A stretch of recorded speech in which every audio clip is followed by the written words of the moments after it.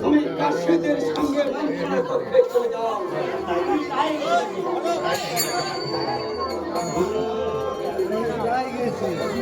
আমি আজই আর ব্যবস্থা করব।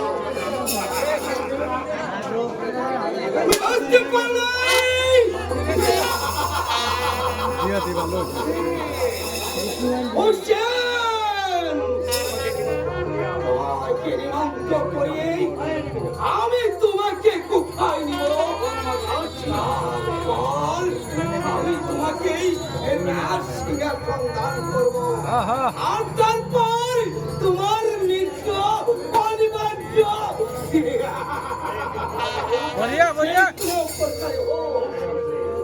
ওই বংশকে ধ্বংস করে আমি হব ওই রাজীদের খাট বন্ধু।